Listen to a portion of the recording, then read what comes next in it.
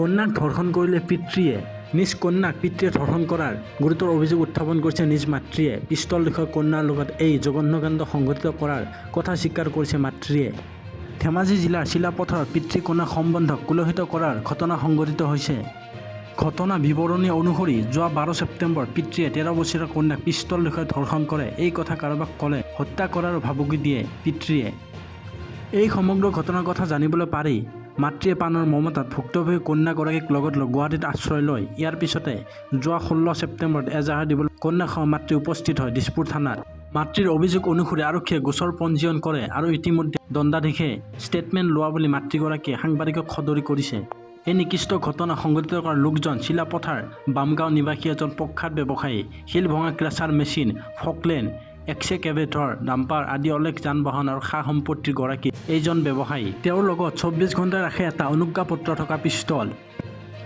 এটা দশকৰ পূৰ্বে চিলাপথাৰত দৰিদ্ৰ জীৱন যাপন কৰা এইজন লোকে কোনো আলাউদ্দিনৰ চাকি লাভ কৰি কোটিপতি হ'ল বুলি স্থানীয় ৰাইজে মত পোষণ কৰে।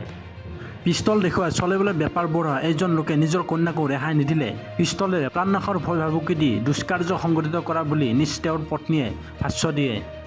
ধন আৰু বাহুবলৰ জোৰত সমগ্ৰ ঘটনাটো গাপ দি ৰাখিবলৈ চেষ্টা কৰিছিল লোকজনে। এজাহাৰ দিয়াৰ পিছতে গোচৰ পঞ্জীয়ন হোৱাত প্ৰাণৰ মমতাত গুৱাহাটীত আশ্ৰয় লয়হি মহিলাগৰাকীসহ কন্যাই। ইফালে মহিলাগৰাকীয়ে সকলো ব্যক্ত কৰাৰ পিছতো ধনৰ জোৰত আৰক্ষী প্ৰশাসনৰ পৰা সাংবাদিকলৈকে মেনেজ কৰা বুলি গুৰুতৰ অভিযোগ উত্থাপন কৰিছে মহিলাগৰাকীয়ে। ফলত আজিও মুকলি আকাশৰ তলত অভিযুক্ত পিতৃ নিৰ্ভয় ঘূৰি আছে বুলি মহিলাগৰাকীয়ে মন্তব্য প্ৰকাশ কৰে।